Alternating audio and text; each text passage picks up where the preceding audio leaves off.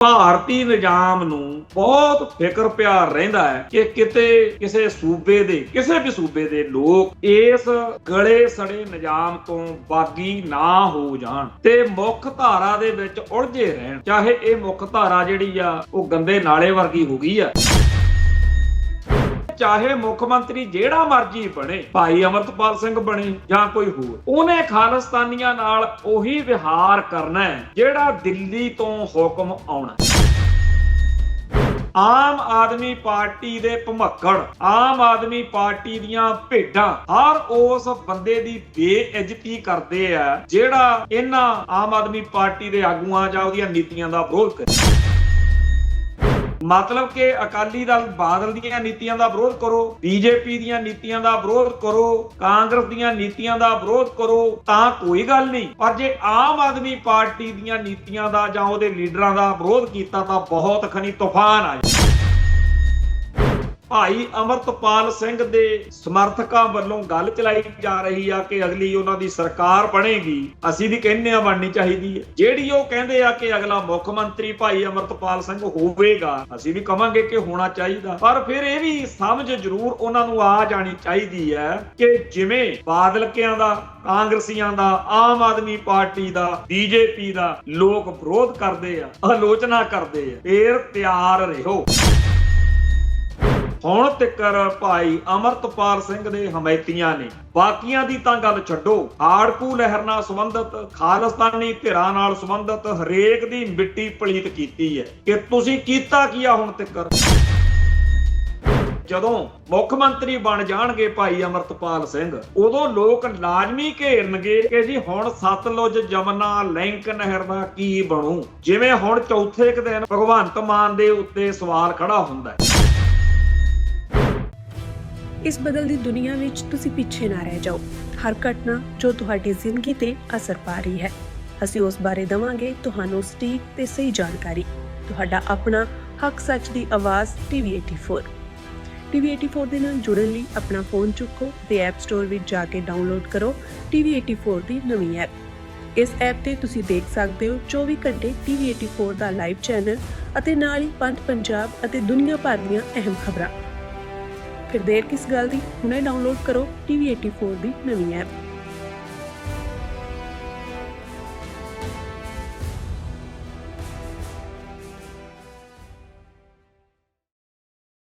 TV 84 ਉੱਤੇ programme ਖਬਰ ਦੀ ਖਬਰ ਦੇਖ ਰਹੇ ਸਾਰੇ ਦਰਸ਼ਕਾਂ ਨੂੰ ਮੈਂ ਸਰਬਜੀਤ ਸਿੰਘ ਘੁਮਾਣ ਫਤਿਹ ਅਰਜ ਕਰਦਾ ਜੀ। ਵਾਹਿਗੁਰੂ ਜੀ ਕਾ ਖਾਲਸਾ, ਵਾਹਿਗੁਰੂ ਜੀ ਕੀ ਫਤਿਹ।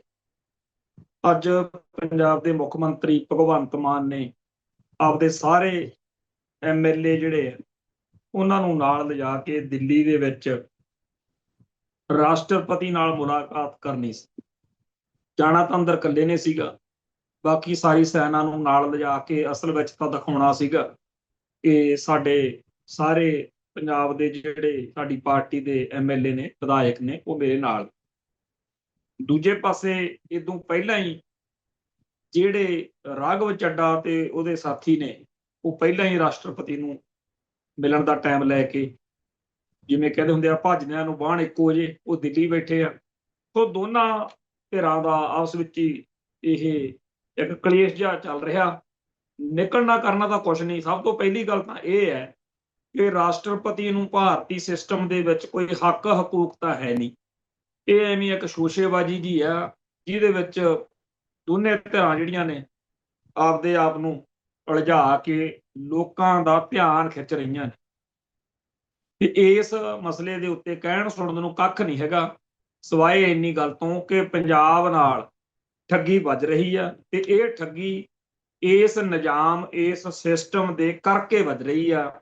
ਜਿਸ ਨਿਜ਼ਾਮ, ਜਿਸ ਸਿਸਟਮ ਨੂੰ ਸਾਡੇ ਕਈ ਸਿੱਖ ਅਜੇ ਵੀ ਬੜੀ ਵੱਡੀ ਤੋਪ ਮੰਨੀ ਫਿਰਦੇ ਆ। ਤੁਹਾਡੇ ਸਾਹਮਣੇ ਆ ਕਿ ਪਹਿਲਾਂ ਆਮ ਆਦਮੀ ਪਾਰਟੀ ਨੇ ਇੰਨੇ ਜ਼ਿਆਦਾ ਵਿਧਾਇਕ ਬਣਾਏ, ਉਹਨਾਂ ਵਿਧਾਇਕਾਂ ਨੇ ਰਾਜ ਸਭਾ ਦੇ ਮੈਂਬਰ ਬਣਾਏ ਤੇ ਅਗਲੇ ਉਹਨਾਂ ਰਾਜ ਸਭਾ ਮੈਂਬਰਾਂ ਨੂੰ ਪੱਟ ਕੇ ਲੈ ਗਏ। ਆਮ ਤੌਰ ਦੇ ਉੱਤੇ ਕਿਸੇ ਰਾਜ ਦੇ ਵਿੱਚ ਜਿਹੜੇ ਕਿਸੇ ਸਿਆਸੀ ਪਾਰਟੀ ਦੇ ਐਮਐਲਏ ਹੁੰਦੇ ਆ, ਉਹਨਾਂ ਦੇ ਹਿਸਾਬ ਨਾਲ ਰਾਜ ਸਭਾ ਦੇ ਉਹਦੇ ਕੋਲ ਮੈਂਬਰ ਬਣਦੇ ਆ। ਇਹ ਪਹਿਲਾ ਮਾਮਲਾ ਲੱਗਦਾ ਕਿ ਬੀਜੇਪੀ ਕੋਲੇ ਪੰਜਾਬ ਦੇ ਵਿੱਚ MLA ਤਾਂ ਹੈ ਨਹੀਂ, ਪਰ ਉਹਦੇ ਕੋਲ 5-6 ਰਾਜ ਸਭਾ ਮੈਂਬਰ ਜ਼ਰੂਰ ਹੈਗੇ। ਹੁਣ ਇਸ ਡਰਾਮੇਬਾਜ਼ੀ ਨੂੰ ਜਾਂ ਇਸ ਸ਼ੋਸ਼ੇਬਾਜ਼ੀ ਨੂੰ ਜਿਹੜੇ ਲੋਕ ਕਹਿੰਦੇ ਆ ਜੀ ਭਾਰਤੀ ਸੰਵਿਧਾਨ ਬੜਾ ਪਵਿੱਤਰ ਹੈ, ਭਾਰਤੀ ਪਾਰਲੀਮੈਂਟ ਤਾਂ ਜੀ ਸਾਡੇ ਲਈ ਬੜੇ ਧਾਰਮਿਕ ਸਥਾਨ ਵਰਗੀ ਹੈ, ਆ ਜਿਹੜਾ ਸਿਸਟਮ ਹੈ ਇਹਦੇ ਵਿੱਚੋਂ ਕੀ ਭਾਲਦੇ ਹੋ? ਜਦੋਂ ਆਪਾਂ ਗੱਲ ਕਰਦੇ ਆ ਇਹ ਸਿਸਟਮ ਦੇ ਖੋਖਲੇਪਣ ਦੀ, ਤੁਸੀਂ ਤੁਹਾਡੇ ਸਾਹਮਣੇ ਹੈ ਕਿ ਕਿਵੇਂ ਭਾਈ ਅਮਰਤਪਾਲ ਸਿੰਘ ਲੋਕਾਂ ਦਾ ਚੁਣਿਆ ਹੋਇਆ ਮੈਂਬਰ ਪਾਰਲੀਮੈਂਟ ਜੇਲ੍ਹ 'ਚ ਬੈਠਾ, ਨਹੀਂ ਅਗਲਿਆਂ ਨੇ ਵੜਨ ਦਿੱਤਾ ਉਹਨੂੰ। ਇਹ ਗੱਲ ਵੱਖਰੀ ਹੈ ਕਿ ਉਹਨੂੰ ਉੱਥੇ ਬੈਠੇ ਨੂੰ ਜਿਹੜੇ ਸਹੁੰ ਵੀ ਚੁਕਾਤੀ ਤੇ ਉਹਨੂੰ ਉੱਥੇ ਜਿਹੜਾ ਹੈ ਪਾਰਲੀਮੈਂਟ ਦੇ ਵਿੱਚ ਸਹੁੰ ਚੁਕਾਉਣ ਤੋਂ ਬਾਅਦ ਕਦੇ ਬਾਹਰ ਨਹੀਂ ਕੱਢਿਆ, ਨਾ ਉਹਨਾਂ ਨੇ ਕੱਢਣਾ। ਤੇ ਜੇਕਰ ਮੈਂਬਰ ਪਾਰਲੀਮੈਂਟ ਬਣ ਕੇ ਵੀ ਤੁਹਾਨੂੰ ਉਹ ਬਾਹਰ ਨਹੀਂ ਕੱਢਦੇ, ਜੇਕਰ ਤੁਹਾਡੇ ਇੱਥੇ ਸਿਸਟਮ ਇਹ ਆ ਵੀ ਤੁਸੀਂ ਜੋ ਮਰਜ਼ੀ ਬਣੇ ਫਿਰੋ, ਤੁਹਾਡੀ ਸੁਣਵਾਈ ਕੋਈ ਨਹੀਂ, ਤਾਂ ਫਿਰ ਇਹੋ ਜਿਹੇ ਸਿਸਟਮ ਤੋਂ ਧਾਰਾ ਲੈਣੀਆਂ, ਫਿਰ ਆਪਾਂ ਭੱਜ ਭੱਜ ਕੇ ਇਹ ਸਿਸਟਮ ਦੇ ਵਿੱਚ ਵੜਦੇ ਆ। ਉਹ ਜਿਸ ਤਰੀਕੇ ਨਾਲ ਇਹ ਜਿਹੜਾ ਨਿਜ਼ਾਮ ਹੈ ਵਾਰ-ਵਾਰ ਆਪਦੇ ਖੋਖਲੇਪਣ ਨੂੰ ਜ਼ਾਹਿਰ ਕਰਦਾ, ਤੇ ਸਾਡੇ ਬੰਦੇ ਫੇਰ ਪਤਾ ਨਹੀਂ ਕਿਵੇਂ ਵਿੱਚ ਦੀ ਚੋਰ ਮੋਰੀ ਜੀ ਲੱਭ ਕੇ ਵੀ ਨਹੀਂ ਇਹ ਤਾਂ ਬੜਾ ਵਧੀਆ। ਖੈਰ, ਗੱਲਾਂ ਕਈ ਨੇ ਅੱਜ ਕਰਨ ਵਾਲੀਆਂ, ਉਹ ਸਾਰੀਆਂ ਕਰਦੇ ਆ, ਪਰ ਮੈਂ ਇੱਕ ਜ਼ਰੂਰੀ ਜਿਹੜੀ ਗੱਲ ਸਮਝਦਾ ਕਿ ਭਾਰਤੀ ਨਿਜ਼ਾਮ ਨੂੰ ਬਹੁਤ ਫਿਕਰ ਪਿਆਰ ਰਹਿੰਦਾ ਹੈ ਕਿ ਕਿਤੇ ਕਿਸੇ ਸੂਬੇ ਦੇ, ਕਿਸੇ ਵੀ ਸੂਬੇ ਦੇ ਲੋਕ ਇਸ ਗਲੇ ਸੜੇ ਨਿਜ਼ਾਮ ਤੋਂ ਬਾਗੀ ਨਾ ਹੋ ਜਾਣ ਤੇ ਮੁੱਖ ਧਾਰਾ ਦੇ ਵਿੱਚ ਉਲਝੇ ਰਹਿਣ। ਚਾਹੇ ਇਹ ਮੁੱਖ ਧਾਰਾ ਜਿਹੜੀ ਆ ਉਹ ਗੰਦੇ ਨਾਲੇ ਵਰਗੀ ਹੋ ਗਈ ਆ, ਪਰ ਇਹਦੇ 'ਚ ਉਲਝੇ ਰਹਿਣ, ਇਹ ਉਹਨਾਂ ਨੂੰ ਫਿਕਰ ਰਹਿੰਦਾ।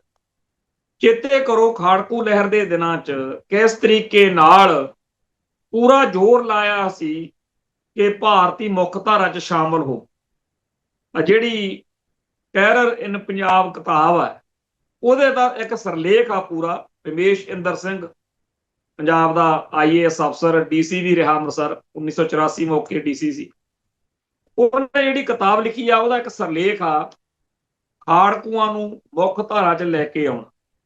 ਖਾੜਕੂ ਲਹਿਰ 1984 ਤੋਂ ਬਾਅਦ ਇੰਨੀ ਜ਼ਿਆਦਾ ਪ੍ਰਚੰਡ ਹੋ ਰਹੀ ਸੀ ਕਿ ਜਿਹੜਾ ਵੀ ਸਟੈਪ ਇੰਡੀਅਨ ਸਿਸਟਮ ਵੱਲੋਂ ਚੱਕਿਆ ਜਾ ਰਿਹਾ ਸੀ, ਜੇ ਉਹਨਾਂ ਨੇ ਸਿਰਾਂ ਦੇ ਮੁੱਲ ਰੱਖੇ, ਜਦੋਂ ਰਵੈਰੋ ਆਇਆ ਉਹਨੇ ਸਿੱਖਾਂ ਦੇ ਸਿਰਾਂ ਦੇ ਮੁੱਲ ਰੱਖਤੇ, ਇਨਾਮ ਰੱਖਤੇ, ਇਹਦੇ ਨਾਲ ਵੀ ਲਹਿਰ ਨੂੰ ਬਲ ਹੀ ਮਿਲਿਆ।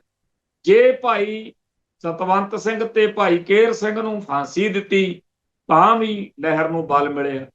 ਹਰ ਕਦਮ ਜਿਹੜਾ ਪੰਜਾਬ ਦੇ ਵਿੱਚ ਸਟੇਟ ਨੇ 84 ਤੋਂ ਬਾਅਦ ਚੱਕਿਆ, ਉਹਦੇ ਨਾਲ ਉਲਟਾ ਖਾੜਕੂ ਲਹਿਰ ਨੂੰ ਬਲ ਹੀ ਮਿਲਦਾ ਰਿਹਾ, ਨਵੀਂ ਭਰਤੀ ਮਿਲਦੀ ਰਹੀ, ਹਥਿਆਰਬੰਦ ਸੰਘਰਸ਼ ਹੋਰ ਪ੍ਰਚੰਡ ਹੁੰਦਾ ਗਿਆ।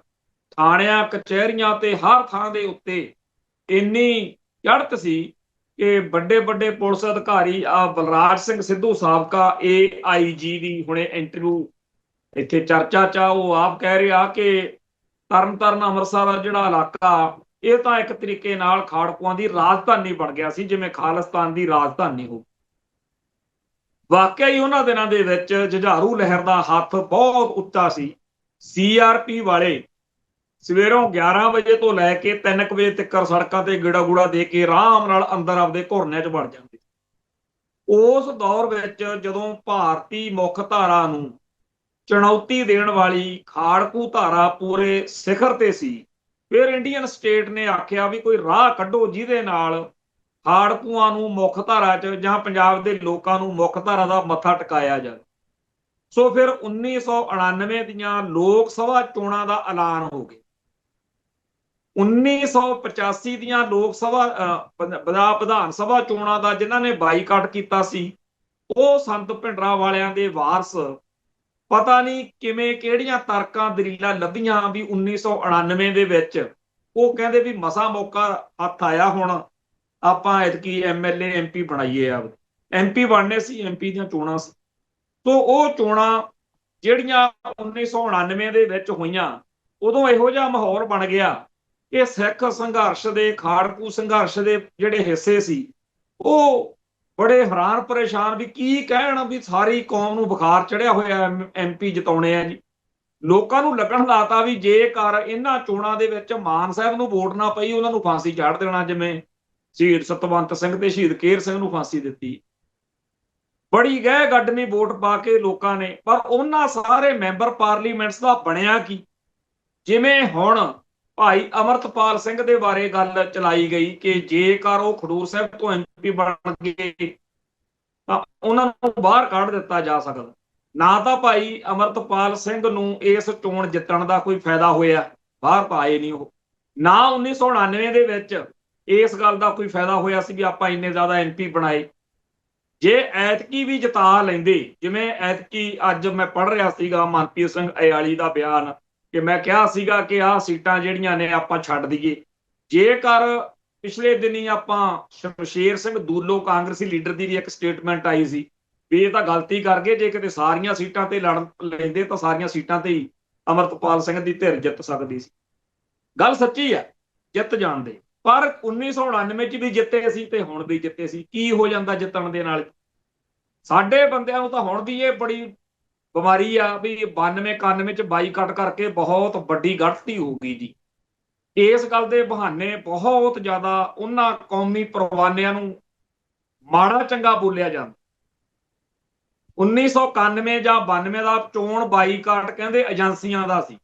ਭਾਈ ਗੁਰਜੰਟ ਸਿੰਘ, ਬੁੱਧ ਸਿੰਘ ਵਾਲਾ, ਬੱਬਰ ਖਾਲਸਾ ਵਾਲੇ ਭਾਈ ਸੁਖਦੇਵ ਸਿੰਘ ਬੱਬਰ ਤੇ ਹੋਰ ਸਿੰਘ, ਤੇ ਭਿੰਡਰਾਂ ਵਾਲਾ ਟਾਈਗਰਸ ਫੋਰਸ ਦੀ ਲੀਡਰਸ਼ਿਪ ਭਾਈ ਸੁਖਵਿੰਦਰ ਸਿੰਘ ਸੰਘਾ, ਭਾਈ ਰਿਸ਼ਪਾਲ ਸਿੰਘ ਛੱਦੜਾ, ਤੇ ਇਸੇ ਤਰੀਕੇ ਨਾਲ ਖਾਲਿਸਤਾਨ ਕਮਾਂਡੋ ਫੋਰਸ, ਤੇ ਇਹ ਸਾਰੀਆਂ ਖਾੜਕੂ ਜਥੇਬੰਦੀਆਂ ਦੀ ਸ਼ਹੀਦ ਹੋਈ ਲੀਡਰਸ਼ਿਪ ਆ ਜਿਹੜੀ, ਉਹ ਮਤਲਬ ਕਿ ਇਹ ਲੰਡੂ ਕਹਿੰਦੇ ਨੇ ਵੀ ਏਜੰਸੀਆਂ ਦੇ ਹੱਥਾਂ 'ਚ ਖੇਡ ਗਏ ਜੀ ਉਹ ਚੋਣਾਂ ਦਾ ਬਾਈਕਾਟ ਕਰਕੇ। ਭਾਈ ਉਹਨਾਂ ਦੇ ਫੈਸਲੇ ਨਾਲ ਅਸਹਿਮਤੀ ਹੋਣੀ ਹੋਰ ਗੱਲ, ਪਰ ਆਹ ਕਵਲ ਨਾ ਮਾਰੋ ਵੀ ਉਹ ਏਜੰਸੀਆਂ ਦੇ ਬੰਦੇ ਸੀ। ਸਾਰੇ ਉਹ ਫੈਸਲੇ ਉਹਨਾਂ ਨੇ ਆਪ ਕੀਤੇ ਸੀ। ਤੁਹਾਨੂੰ ਨਹੀਂ ਚੰਗੇ ਲੱਗੇ ਜਾਂ ਤੁਹਾਡੇ ਹਿੱਤਾਂ ਦੀ ਪੂਰਤੀ ਨਹੀਂ ਕਰਦੇ, ਇਹ ਗੱਲ ਅਲੱਗ ਚੀਜ਼ ਆ, ਇਹਦੇ ਉੱਤੇ ਤੁਹਾਡੀ ਰਾਏ ਹੋਰ ਆ। ਹੁਣ ਚਲੋ ਉਹ ਵੇਲਾ ਲੰਘ ਗਿਆ, ਹੁਣ ਅੱਜ ਦੇ ਮਾਹੌਲ ਤੇ ਆ ਜਾਊਗਾ। ਉਹੀ ਸਿਸਟਮ ਹੈ ਜਿਹੜਾ 1999 ਚ ਸੀ, ਜਿਹੜਾ 92 ਚ ਸੀ, ਤੇ ਜਿਹੜਾ ਭਾਈ ਅਮਰਤਪਾਲ ਸਿੰਘ ਦੀ ਪਿਛਲੀ ਖਡੂਰ ਸਾਹਿਬ ਵਾਲੀ ਚੋਣ ਮੌਕੇ ਸੀ। ਹੁਣ ਵੀ ਬਹੁਤ ਸਾਰੇ ਪੰਥਕ ਜਾਂ ਖਾਲਿਸਤਾਨੀ ਜਾਂ ਜੋ ਵੀ ਕਹੀਏ, ਉਹ ਹੁਣ ਕਹਿੰਦੇ ਆ ਕਿ ਜੀ ਮਾਹੌਲ ਬਹੁਤ ਸੂਤ ਆ ਤੇ ਆਪਣੀ ਸਰਕਾਰ ਬਣ ਸਕਦੀ। ਬਹੁਤ ਚੰਗੀ ਗੱਲ, ਬੜੀ ਵਧੀਆ ਗੱਲ ਆ ਵੀ ਜੇਕਰ ਇਸ ਮੌਕੇ ਸਰਕਾਰ ਬਣ ਸਕਦੀ ਆ। ਨਾ ਤਾਂ ਹੁਣ ਖਾੜਕੂ ਬਾਈਕਾਟ ਕਰਨ ਲੱਗੇ ਹੋਏ ਨੇ, ਤੇ ਜੇ ਕੋਈ ਧਿਰ ਚੋਣ ਨਹੀਂ ਲੜਦੀ, ਕਿਉਂਕਿ ਬਹੁਤ ਸਾਰੀਆਂ ਇੱਥੇ ਅੱਜ ਵੀ ਧਿਰਾਂ ਨੇ, ਬਹੁਤ ਸਾਰੀਆਂ ਇਹੋ ਜਿਹੀਆਂ ਸ਼ਖਸੀਅਤਾਂ ਨੇ ਜਿਨ੍ਹਾਂ ਦਾ ਚੋਣ ਸਿਸਟਮ 'ਚ ਯਕੀਨ ਨਹੀਂ ਹੈਗਾ, ਤੇ ਹਰ ਵਾਰ ਉਹ ਇਹ ਗੱਲ ਕਹਿ ਕੇ ਆਪਦੀ ਹਾਜ਼ਰੀ ਵੀ ਲਵਾਉਂਦੇ ਆ ਕਿ ਭਾਈ ਸਾਡਾ ਇਸ ਸਿਸਟਮ 'ਚ ਯਕੀਨ ਨਹੀਂ ਹੈਗਾ। ਹਾਂ ਠੀਕ ਆ ਕਿ ਜਿਹੜੇ ਬੰਦਿਆਂ ਦਾ ਭਾਰਤੀ ਸਿਸਟਮ 'ਚ ਯਕੀਨ ਆ, ਉਹ ਫਿਰ 4-5 ਦਿਨ ਇਹਨਾਂ ਜਥੇਬੰਦੀਆਂ ਦੇ ਬਿਆਨ ਤੋਂ ਬਾਅਦ ਆਪਦੀ ਭੜਾਸ ਕੱਢ ਲੈਂਦੇ ਨੇ ਕਿ ਇਹ ਤਾਂ ਕਾਂਗਰਸ ਦੇ ਏਜੰਟ ਨੇ। ਚਲੋ ਸ਼ਾਇਦ ਇੰਨੀ ਗੱਲ ਦੇ ਨਾਲ ਇਹਨਾਂ ਦਾ ਕੋਈ ਬਣ ਜਾਂਦਾ ਹੋਵੇ, ਪਰ ਐਤਕੀ ਵੀ ਉਹ ਜਥੇਬੰਦੀਆਂ ਜੀ ਲਾਜ਼ਮੀ ਬਿਆਨ ਦੇਣਗੀਆਂ ਕਿ ਅਸੀਂ ਤਾਂ ਜੀ ਨਾ ਪਹਿਲਾਂ ਤੇ ਨਾ ਕਦੇ ਗਾਂਹ, ਅਸੀਂ ਤਾਂ ਖਾਲਿਸਤਾਨ ਨੂੰ ਸਮਰਪਿਤ ਹਾਂ, ਤੇ 1984 ਦੇ ਦਰਬਾਰ ਸਾਹਿਬ ਦੇ ਉੱਤੇ ਘੱਲੂ ਘਾਰੇ ਤੋਂ ਬਾਅਦ ਸਾਡਾ ਤਾਂ ਇੱਕੋ ਹੀ ਆ ਵੀ ਭਾਰਤੀ ਚੋਣਾਂ ਦੇ ਵਿੱਚ ਕੋਈ ਅਸੀਂ ਯਕੀਨ ਨਹੀਂ ਕਰਦੇ। ਹੁਣ ਗੱਲ ਇਹ ਹੈ ਕਿ 1996 ਦੇ ਵਿੱਚ ਜਿਵੇਂ ਲੋਕ ਮੁੱਠੀਆਂ 'ਚ ਥੁੱਕੀ ਬੈਠੇ ਸੀ ਵੀ ਕਾਂਗਰਸ ਹਰਾਉਣੀ ਹੈ, ਜਿਵੇਂ ਸਨ 2002 ਦੇ ਵਿੱਚ ਲੋਕ ਅਹਿਦ ਕਰੀ ਫਿਰਦੇ ਸੀ ਵੀ ਬਾਦਲ ਕੇ ਹਰਾਉਣੇ ਆ, ਇਸ ਵਾਰ ਲੋਕ ਆਮ ਆਦਮੀ ਪਾਰਟੀ ਤੋਂ ਬਦਜਨ ਹੁੰਦੇ ਜਾ ਰਹੇ ਨੇ। ਪੂਰਾ ਮਾਹੌਲ ਇਹੋ ਜਿਹਾ ਬਣਦਾ ਦਿਖ ਰਿਹਾ ਕਿ ਵੋਟਾਂ ਵਾਲੇ ਦਿਨਾਂ ਤੱਕ ਲੋਕ ਇਸ ਗੱਲ ਤੇ ਆ ਸਕਦੇ ਆ ਕਿ ਆਮ ਆਦਮੀ ਪਾਰਟੀ ਦਾ ਕੋਈ ਬੰਦਾ ਜਿੱਤਣ ਨਹੀਂ ਦੇਣਾ। ਬਾਦਲ ਧੜੇ ਦਾ ਜਾਂ ਅਕਾਲੀਆਂ ਦਾ ਪਹਿਲਾਂ ਹੀ ਬੁਰਾ ਹਾਲ ਆ। ਕਾਂਗਰਸ ਦਾ ਉਦੋਂ ਬੁਰਾ ਹਾਲ ਆ। ਬੀਜੇਪੀ ਚਾਹੇ ਜਿੰਨੇ ਮਰਜ਼ੀ ਦਮਗੱਜੇ ਮਾਰੀ ਜਾਵੇ ਕਿ ਪੱਛਮੀ ਬੰਗਾਲ ਜਾਂ ਹੋਰ ਜਿੱਥੇ ਜਿੱਥੇ ਉਹਨਾਂ ਦੀ ਇਸ ਵਾਰ ਫੇਰ ਚੋਣ ਜਿੱਤੀ ਆ, ਅਸਾਮ 'ਚ ਤੇ ਹੋਰ, ਉਹ ਕਹਿੰਦੇ ਆ ਕਿ ਜੀ ਹੁਣ ਬਸ ਅਸੀਂ ਪੰਜਾਬ ਜਿੱਤਣਾ। ਪਰ ਸੱਚੀ ਗੱਲ ਇਹ ਆ, ਅਜੇ ਵੀ ਪੰਜਾਬ ਦੇ ਵਿੱਚ ਬੀਜੇਪੀ ਦੇ ਪੱਲੇ ਕੁਛ ਹੈ ਨਹੀਂ। ਫਿਰ ਰਹਿ ਕਿਹੜੀ ਧਿਰ ਗਈ? ਰਹਿ ਗਈ ਧਿਰ ਇਹ ਭਾਈ ਅਮਰਤਪਾਲ ਸਿੰਘ ਵਾਲੀ, ਜਿਹੜੀ ਆਪਾਂ ਕੱਲ ਵੀ ਗੱਲ ਕਰਦੇ ਸੀ ਕਿ ਮੁਲਕ ਦੇ ਵਿੱਚ ਨਵੇਂ ਚਿਹਰਿਆਂ ਨੂੰ ਜਾਂ ਨਵੇਂ ਜਿਹੜੇ ਦਲ ਨੇ ਉਹਨਾਂ ਨੂੰ ਮੌਕਾ ਦੇਣ ਦਾ ਇੱਕ ਰਿਵਾਜ ਜਿਹਾ ਚੱਲਿਆ ਹੋਇਆ। ਪਿਛਲੀ ਵਾਰ ਆਮ ਆਦਮੀ ਪਾਰਟੀ ਨੂੰ ਪੰਜਾਬ ਦੇ ਲੋਕਾਂ ਨੇ ਇਸੇ ਵਿਚਾਰ ਦੇ ਵਿੱਚੋਂ ਵੀ ਨਾ ਅਕਾਲੀ, ਨਾ ਬੀਜੇਪੀ, ਨਾ ਕਾਂਗਰਸ, ਆਮ ਆਦਮੀ ਪਾਰਟੀ 90-95 ਜਿਤਾਤੇ ਉਹਨਾਂ ਨੇ। ਬਾਅਦ ਵਿੱਚ ਵੀ ਵੋਟਾਂ ਜਦੋਂ ਵੀ ਪੈਂਦੀਆਂ ਜਿਮਨੀ ਚੋਣਾਂ, ਆਮ ਆਦਮੀ ਪਾਰਟੀ ਦਾ ਬੰਦਾ ਹੀ ਜਿੱਤ। ਇਵੇਂ ਹੀ ਦਿੱਲੀ ਦੇ ਲੋਕਾਂ ਨੇ ਕੀਤਾ ਸੀ। ਸੋ ਹੋ ਸਕਦਾ ਬਈ ਮਾਹੌਲ ਇਹੋ ਜਿਹਾ ਬਣ ਜਾਵੇ ਕਿ ਪੰਜਾਬ ਦੇ ਵਿੱਚ ਸਾਰੀਆਂ ਸੀਟਾਂ ਦੇ ਉੱਤੇ ਭਾਈ ਅਮਰਤਪਾਲ ਸਿੰਘ ਵਾਲੀ ਧਿਰ ਦੇ ਬੰਦੇ ਜੇਤੂ ਹੋ ਜਾਣ। ਮੈਂ ਅੱਜ ਇੱਕ ਜਿਹੜਾ ਉਹ ਲਖਵਿੰਦਰ ਸਿੰਘ ਜਾਂ ਲਖਵੀਰ ਸਿੰਘ ਲੱਖਾ ਸਿਧਾਣਾ, ਜਿਹੜਾ ਅੱਜ ਕੱਲ ਭਾਈ ਅਮਰਤਪਾਲ ਸਿੰਘ ਵਾਲੀ ਪਾਰਟੀ 'ਚ ਹੈ, ਉਹਦੀ ਮੈਂ ਇੰਟਰਵਿਊ ਸੁਣ ਰਿਹਾ ਸੀ। ਉਹ ਵੀ ਇਹ ਕਹਿ ਰਿਹਾ ਸੀਗਾ ਕਿ ਭਾਈ ਅਮਰਤਪਾਲ ਸਿੰਘ ਨੂੰ ਛੱਡ ਦਿਓ, ਅਸੀਂ 100 ਸੀਟਾਂ ਜਿੱਤ ਕੇ ਦਿਖਾਵਾਂ। ਕਈ ਲੋਕਾਂ ਨੂੰ ਇਹ ਸ਼ਾਇਦ ਗੱਲ ਐਵੇਂ ਜੇ ਲੱਗੇ ਵੀ ਖਣੀ ਆਈ ਮਰੀ ਆ, ਪਰ ਇਹ ਸੱਚਾਈ ਹੈ।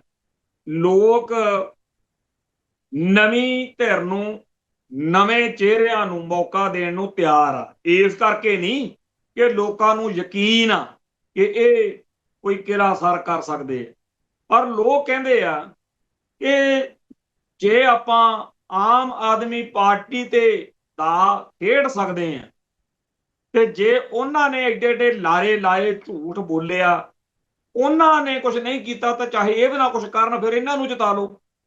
ਕਾਹਨੂੰ ਕਾਂਗਰਸ ਤੇ ਬਾਦਲਕਿਆਂ ਵਰਗੇ ਪਰਖੇ ਪਰਖਾਏ ਜਿਹੜੇ ਗਰੰਟੀ ਸ਼ੁਦਾ ਫਰਾਡ ਨੇ, ਉਹਨਾਂ ਨਾਲ ਤਾਂ ਇਹ ਵਧੀਆ।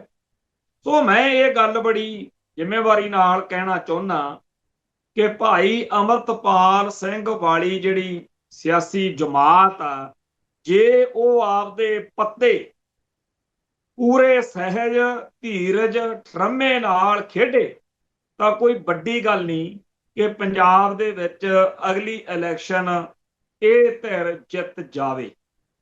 ਹੁਣ ਇਸ ਗੱਲ ਨੂੰ ਵੀ ਜੇਕਰ ਕੋਈ ਨੈਗੇਟਿਵ ਲੈਂਦਾ ਹੈ ਤਾਂ ਉਹਦੇ ਸਿਰ 'ਚ ਜੁੱਤੀਆਂ ਮਾਰਨ ਦੀ ਲੋੜ ਹੈ ਕਿ ਅਸੀਂ ਬੜੀ ਜ਼ਿੰਮੇਵਾਰੀ ਨਾਲ ਇਹ ਕਹਿ ਰਹੇ ਹਾਂ। ਆ ਮੇਰੇ ਸਾਹਮਣੇ ਪੋਸਟਰ ਪਿਆ, ਕਿਸੇ ਸੱਜਣ ਨੇ ਬੜਾ ਸੋਹਣਾ ਬਣਾਇਆ ਕਿ ਜਿਵੇਂ ਤਾਮਿਲਨਾਡੂ ਦੀ ਰਾਜਨੀਤੀ ਵਿੱਚ ਅਦਾਕਾਰ ਵਿਜੇ ਨੇ ਭੁਚਾਲ ਲਿਆਂਦਾ ਹੈ, ਉਵੇਂ ਹੀ ਪੰਜਾਬ 'ਚ ਵੀ ਸਿਆਸੀ ਉਲਟ ਫੇਰ ਤੈਅ ਹੈ। ਪੰਜਾਬ ਦੀ ਇੱਕੋ ਇੱਕ ਮੰਗ ਹੈ ਕਿ ਭਾਈ ਅਮਰਤਪਾਲ ਸਿੰਘ ਅਗਲੇ ਮੁੱਖ ਮੰਤਰੀ ਹੋਣ। ਹੁਣ ਜੇਕਰ ਇਸ ਪੋਸਟਰ ਦੇ ਹਿਸਾਬ ਨਾਲ ਦੇਖਿਆ ਜਾਵੇ ਕਿ ਲੋਕ ਭਾਈ ਅਮਰਤਪਾਲ ਸਿੰਘ ਨੂੰ ਮੁੱਖ ਮੰਤਰੀ ਦੇਖਣਾ ਚਾਹੁੰਦੇ ਆ, ਤਾਂ ਸਾਡੇ ਵਰਗੇ ਲੋਕ ਜਿਹੜੇ ਨਾ ਤਾਂ ਇਸ ਨਿਜ਼ਾਮ 'ਚ, ਇਸ ਸਿਸਟਮ 'ਚ ਯਕੀਨ ਰੱਖਦੇ ਆ, ਸਾਡਾ ਕੀ ਬਟਿੰਦੀ ਹੈ ਜੀ ਜਦੋਂ ਲੋਕ ਉਹਨਾਂ ਨੂੰ ਜਿਤਾ ਕੇ ਰਾਜੀ। ਦੂਜੀ ਗੱਲ, ਜਦੋਂ ਅਸੀਂ ਖੇਡਣਾ ਹੀ ਨਹੀਂ ਇਸ ਮੈਦਾਨ 'ਚ, ਅਸੀਂ ਚੋਣਾਂ ਦੇ ਖੇਤਰ 'ਚ ਜਾਣਾ ਨਹੀਂ, ਤੇ ਕਿਸੇ ਨੇ ਤਾਂ ਚੋਣ ਲੜ ਕੇ ਮੁੱਖ ਮੰਤਰੀ ਬਣਨਾ, ਫਿਰ ਇਹ ਬਣ ਜਾਵੇ ਸਾਨੂੰ। ਸੋ ਜਿਹੜੇ ਲੋਕ ਇਸ ਸਿਸਟਮ ਦੇ ਵਿੱਚ ਯਕੀਨ ਨਹੀਂ ਰੱਖਦੇ, ਉਹਨਾਂ ਸਾਰਿਆਂ ਨੂੰ ਭਾਈ ਅਮਰਤਪਾਲ ਸਿੰਘ ਦਾ ਮੁੱਖ ਮੰਤਰੀ ਬਣਨਾ ਕੋਈ ਸਮੱਸਿਆ ਨਹੀਂ। ਇਹ ਗੱਲ ਬੜੀ ਚੰਗੀ ਤਰ੍ਹਾਂ ਭਾਈ ਅਮਰਤਪਾਲ ਸਿੰਘ ਦੀ ਧਿਰ ਨੂੰ ਤੇ ਉਹਦੇ ਸਮਰਥਕਾਂ ਨੂੰ ਸਮਝ ਲੈਣੀ ਚਾਹੀਦੀ ਹੈ ਕਿ ਕਿਸੇ ਵੀ ਖਾਲਿਸਤਾਨੀ ਨੂੰ, ਕਿਸੇ ਵੀ ਇਹੋ ਜਿਹੇ ਖਾਲਿਸਤਾਨੀ ਨੂੰ ਜਿਹੜਾ ਇੰਡੀਅਨ ਸਿਸਟਮ ਦਾ ਯਕੀਨ ਨਹੀਂ ਰੱਖਦਾ, ਭਾਰਤੀ ਮੁੱਖ ਧਾਰਾ ਤੋਂ ਬਾਗੀ ਹੈ, ਉਹਨੂੰ ਕੋਈ ਪ੍ਰੋਬਲਮ ਨਹੀਂ ਕਿ ਕੌਣ ਪੰਜਾਬ ਦਾ ਮੁੱਖ ਮੰਤਰੀ ਬਣਦਾ। ਕਿਉਂ? ਕਿਉਂਕਿ ਚਾਹੇ ਮੁੱਖ ਮੰਤਰੀ ਜਿਹੜਾ ਮਰਜ਼ੀ ਬਣੇ, ਭਾਈ ਅਮਰਤਪਾਲ ਸਿੰਘ ਬਣੇ ਜਾਂ ਕੋਈ ਹੋਰ, ਉਹਨੇ ਖਾਲਿਸਤਾਨੀਆਂ ਨਾਲ ਉਹੀ ਵਿਹਾਰ ਕਰਨਾ ਹੈ ਜਿਹੜਾ ਦਿੱਲੀ ਤੋਂ ਹੁਕਮ ਆਉਣਾ। ਪੰਜਾਬ ਦਾ ਮੁੱਖ ਮੰਤਰੀ ਹਮੇਸ਼ਾ ਹੀ, ਜਦੋਂ ਆਮ ਆਦਮੀ ਪਾਰਟੀ ਸੱਤਾ 'ਚ ਨਹੀਂ ਸੀ ਆਈ, ਉਦੋਂ ਦੀਪ ਸਿੱਧੂ ਨੂੰ ਕਿਸੇ ਨੇ ਪੁੱਛਿਆ ਸੀ ਤੇ ਉਹਨੇ ਕਿਹਾ ਸੀ ਵੀ ਭਗਵੰਤ ਮਾਨ ਅਗਲਾ ਬਿਆੰਤਾ ਬੁੱਚੜ ਸਾਬਤ ਹੋ। ਉਹਨੇ ਕਿਉਂ ਕਿਹਾ ਸੀ? ਜਿਹੜੀ ਭਾਵਨਾ ਚੋਂ ਅੱਜ ਅਸੀਂ ਕਹਿ ਰਹੇ ਹਾਂ ਕਿ ਜਿਹਨੂੰ ਮਰਜ਼ੀ ਮੁੱਖ ਮੰਤਰੀ ਬਣਾ, ਉਹਨੂੰ ਦਿੱਲੀ ਦੇ ਆਖੇ ਲੱਗਣਾ ਪਊ। ਜਿਸ ਤਰੀਕੇ ਨਾਲ ਕੇਂਦਰੀ ਏਜੰਸੀਆਂ ਦੇ, ਪੁਲਿਸ ਦੇ ਤੇ ਹੋਰ ਸਾਰੇ ਸਿਸਟਮ ਦੇ ਹਿਸਾਬ ਕਿਤਾਬ ਦੇ ਨਾਲ ਪੰਜਾਬ ਦੇ ਵਿੱਚ ਮੁੰਡਿਆਂ ਦਾ ਚੱਕ ਚਕਈਆ, ਪੁਲਿਸ ਮੁਕਾਬਲੇ, ਝੂਠੇ ਮੁਕੱਦਮੇ, ਅੱਜ ਜਿਵੇਂ ਚੱਕ ਕੇ ਭਾਈ ਅਮਰਤਪਾਲ ਸਿੰਘ ਨੂੰ ਡਿਬਰੂਗੜ੍ਹ ਮਾਰਿਆ, ਇਹ ਸਾਰਾ ਕੁਝ ਜਿਵੇਂ ਆਮ ਆਦਮੀ ਪਾਰਟੀ ਦੇ ਰਾਜ ਵਿੱਚ ਕੀਤਾ ਗਿਆ। ਇਹ ਦੀਪ ਸਿੱਧੂ ਨੂੰ ਕਿਹੜਾ ਕੋਈ ਪਹਿਲਾਂ ਇਲਹਾਮ ਹੋਇਆ ਸੀ, ਪਰ ਸਿਸਟਮ ਦੀ ਸਮਝ ਲੱਗ ਗਈ ਉਹਨੂੰ। ਜਿਵੇਂ ਸਾਨੂੰ ਸਮਝ ਕਿ ਚਾਹੇ ਮੈਂ ਮੁੱਖ ਮੰਤਰੀ ਬਣ ਜਾ, ਜੇਕਰ ਮੈਂ ਮੰਨ ਲਓ ਮੁੱਖ ਮੰਤਰੀ ਆ, ਮੇਰੇ ਹੁੰਦਿਆਂ ਏਜੰਸੀਆਂ IB ਜਾਂ ਜਿਹੜੀਆਂ ਇੱਥੋਂ CID ਆ ਜਾਂ ਹੋਰ, ਜਦੋਂ ADGP ਇੰਟੈਲੀਜੈਂਸ ਨੇ ਲਿਆ ਕੇ ਫਾਈਲ ਟਕਾਉਣੀ ਆ ਕਿ ਫਲਾਨਾ ਬੰਦਾ ਖਾਲਿਸਤਾਨੀ ਆ, ਉਹਨੇ ਐਂ ਕਰ ਦੇਣਾ, ਉਹ ਹੋ ਜਾਣਾ, ਤਾਂ ਮੈਨੂੰ ਸਹਿਮਤੀ ਦੇਣੀ ਪੈਣੀ ਆ ਕਿ ਚੱਕ ਕੇ ਅੰਦਰ ਮਾਰੋ। ਸੋ ਜਿਸ ਤਰੀਕੇ ਨਾਲ ਪੰਜਾਬ ਦੇ ਹਰ ਮੁੱਖ ਮੰਤਰੀ ਨੂੰ ਦੇਸ਼ ਦੀ ਏਕਤਾ ਤੇ ਅਖੰਡਤਾ ਦਾ ਸੁਣਛਣਾ ਵਜਾਉਣਾ ਪੈਂਦਾ, ਉਵੇਂ ਹੀ ਸਾਡੇ ਜਿਹੜੇ ਨਵੇਂ ਸਿਆਸੀ ਦਲ ਦੇ ਨਵੇਂ ਚਿਹਰੇ ਦੇ ਤੌਰ ਤੇ ਮੁੱਖ ਮੰਤਰੀ ਬਣਨ ਜਾ ਰਹੇ ਨੇ, ਉਹਨਾਂ ਨੂੰ ਵੀ ਇਹ ਸਾਰਾ ਕੁਝ ਕਰਨਾ ਪੈਣਾ। ਮੈਂ ਜ਼ਿਆਦਾ ਨੈਗੇਟਿਵ ਗੱਲ ਨਾ ਕਰਾਂ, ਮੈਂ ਸਿਰਫ ਮੋਟੀ ਜੀ ਗੱਲ ਹੀ ਕਰਾਂ ਕਿ ਆਮ ਆਦਮੀ ਪਾਰਟੀ ਦੇ ਬਾਰੇ ਲੋਕ ਕਹਿੰਦੇ ਆ ਕਿ ਅਸੀਂ ਬਾਦਲਕਿਆਂ ਦਾ ਜਦੋਂ ਵਿਰੋਧ ਕਰਦੇ ਆ, ਜਦੋਂ ਅਸੀਂ BJP ਦਾ ਵਿਰੋਧ ਕਰਦੇ ਆ, ਕਾਂਗਰਸ ਦਾ ਵਿਰੋਧ ਕਰਦੇ ਆ, ਇਹਨਾਂ ਰਵਾਇਤੀ ਦਲਾਂ ਦੇ ਸਿਆਸੀ ਭਲਵਾਨਾਂ ਦਾ ਆਲੋਚਨਾ ਕਰਦੇ ਆ, ਵਿਰੋਧ ਕਰਦੇ ਆ, ਤਾਂ ਉਹਨਾਂ ਵੱਲੋਂ ਸਾਨੂੰ ਉਹੋ ਜਿਹਾ ਰਵੱਈਆ ਪ੍ਰਤੀਕਿਰਿਆ 'ਚ ਨਹੀਂ ਮਿਲਦਾ ਜਿਹੋ ਜਿਹਾ ਆਮ ਆਦਮੀ ਪਾਰਟੀ ਵਾਲਿਆਂ ਤੋਂ ਮਿਲਦਾ। ਆਮ ਆਦਮੀ ਪਾਰਟੀ ਦੇ ਭਮੱਕੜ, ਆਮ ਆਦਮੀ ਪਾਰਟੀ ਦੀਆਂ ਭੇਡਾਂ ਹਰ ਉਸ ਬੰਦੇ ਦੀ ਬੇਇੱਜ਼ਤੀ ਕਰਦੇ ਆ ਜਿਹੜਾ ਇਹਨਾਂ ਆਮ ਆਦਮੀ ਪਾਰਟੀ ਦੇ ਆਗੂਆਂ ਜਾਂ ਉਹਦੀਆਂ ਨੀਤੀਆਂ ਦਾ ਵਿਰੋਧ ਕਰੇ। ਮਤਲਬ ਕਿ ਅਕਾਲੀ ਦਲ ਬਾਦਲ ਦੀਆਂ ਨੀਤੀਆਂ ਦਾ ਵਿਰੋਧ ਕਰੋ, BJP ਦੀਆਂ ਨੀਤੀਆਂ ਦਾ ਵਿਰੋਧ ਕਰੋ, ਕਾਂਗਰਸ ਦੀਆਂ ਨੀਤੀਆਂ ਦਾ ਵਿਰੋਧ ਕਰੋ, ਤਾਂ ਕੋਈ ਗੱਲ ਨਹੀਂ, ਪਰ ਜੇ ਆਮ ਆਦਮੀ ਪਾਰਟੀ ਦੀਆਂ ਨੀਤੀਆਂ ਦਾ ਜਾਂ ਉਹਦੇ ਲੀਡਰਾਂ ਦਾ ਵਿਰੋਧ ਕੀਤਾ ਤਾਂ ਬਹੁਤ ਖਣੀ ਤੂਫਾਨ ਆ ਜਾਂਦਾ। ਇਹ ਬਿਲਕੁਲ ਉਵੇਂ ਦੀ ਗੱਲ ਆ ਜਿਵੇਂ ਬਾਬੇ ਹਰਨਾਮ ਸਿੰਘ ਖਾਲਸਾ ਭਿੰਡਰਾਂ ਵਾਲੇ ਕਹਾਉਣ ਵਾਲੇ ਬਾਬਾ ਧੁੰਮਾ ਜੀ, ਜਿਨ੍ਹਾਂ ਦੇ ਯਾਰਾਂ ਦੀ, ਜਿਨ੍ਹਾਂ ਦੇ ਹਮਾਇਤੀਆਂ ਦੀ, BJP ਵਾਲਿਆਂ ਦੀ ਇਸ ਮੌਕੇ ਤੂਤੀ ਬੋਲਦੀ ਹੈ। ਵਧਾਈਆਂ ਦੇ ਰਹੇ ਆ ਲੋਕ ਕਿ ਬਾਬਾ ਜੀ ਤੁਹਾਡੀ BJP ਪੱਛਮੀ ਬੰਗਾਲ 'ਚ ਜਿੱਤ ਗਈ।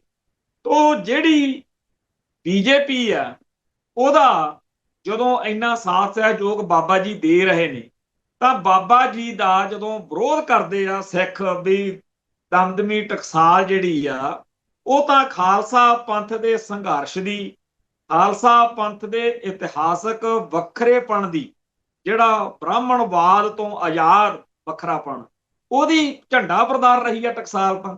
ਤੇ ਤੁਸੀਂ, ਕਿਉਂਕਿ ਅੱਜ ਇੱਕ ਵੀਡੀਓ ਘੁੰਮ ਰਹੀ ਆ ਜਿਹਦੇ ਵਿੱਚ RSS ਦੇ ਮੁਖੀ ਮੋਹਨ ਭਾਗਵਤ ਨੂੰ ਬਾਬੇ ਹਰਨਾਮ ਸਿੰਘ ਖਾਲਸਾ ਧੁੰਮਾ ਜੀ ਦੇ ਨੇੜਲਿਆਂ ਵੱਲੋਂ ਟਕਸਾਲ ਦੇ ਇੱਕ ਗੁਰਦੁਆਰੇ ਦੇ ਵਿੱਚ ਮਾਣ ਸਤਿਕਾਰ ਦਿੱਤਾ ਜਾ ਰਿਹਾ।